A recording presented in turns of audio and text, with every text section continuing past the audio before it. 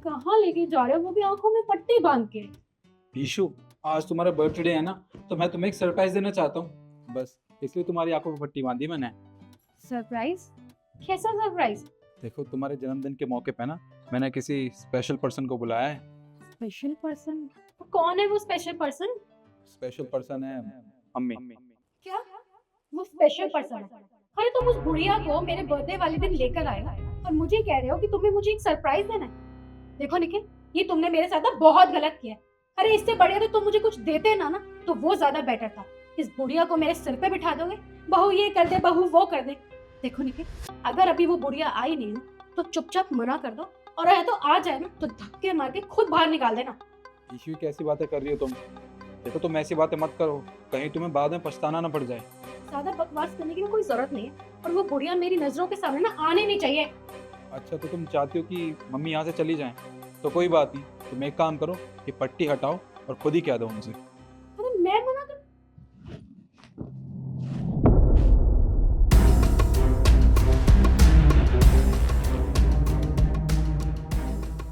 Mummy, आप कब आए? तुमने बताया क्यों नहीं कि मेरी मम्मी आई है? अच्छा, तुम्हारी मम्मी और मेरी मम्मी में फर्क है क्या?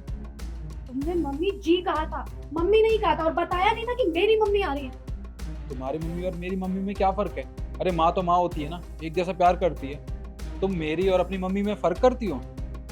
देखो मम्मी जी, आपने यही सब दिखाने के लिए मैंने आपको इसके जन्मदिन पे यहाँ बुलाया था। आपको शायद पता नहीं है कि ये आप में और मेरे माँ बाप में बहुत फ़र्क करती है। इसी की वजह से मेरे माँ बाप ये घर छोड़ के गाँव में रहने को मजबूर हैं। अरे ये उन्हें कुछ मानते ही नहीं है, दिन रात उनसे लड़ाई करती है। इसी लड़ाई से परेशान होके और ताकि हम दोनों यहाँ सुखी रहें, इस वजह से मेरे माँ बाप यहाँ से चले गए। ईशु, क्या कह रहे हैं दामाद जी? देख, तू अपने सास ससुर के साथ इस तरह का व्यवहार करती है? हाँ मम्मी, मैंने उन्हें घर से बाहर निकाल दिया। अरे नहीं है वो लोग मुझे पसंद। पूरे दिन मुझे इस घर की नौकरानी बना के रखते हैं, बहू ये कर दो बहू वो कर दो। अरे मेरी शादी हुई है, कोई यहाँ पे मैं नौकरानी बनकर नहीं आई हूँ। पूरा दिन मुझे परेशान कर देते, नहीं हो तो मुझसे उन्हें बर्दाश्त नहीं कर सकती मैं, इसलिए मैंने उन्हें घर से ही निकलवा दिया।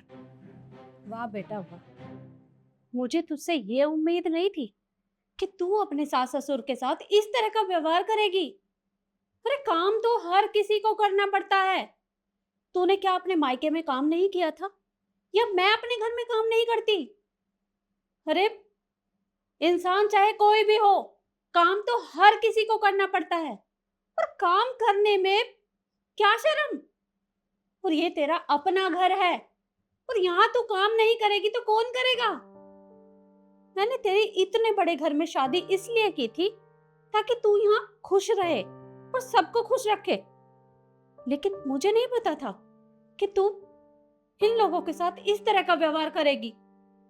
अरे अब तक मैं बहुत खुश थी कि इतने सालों बाद मैं अपनी बेटी से मिलूंगी, उससे बैठकर बातें करूंगी, उसके साथ टाइम स्पेंड करूंगी। और तूने तूने तो आज मुझे उदास कर दिया।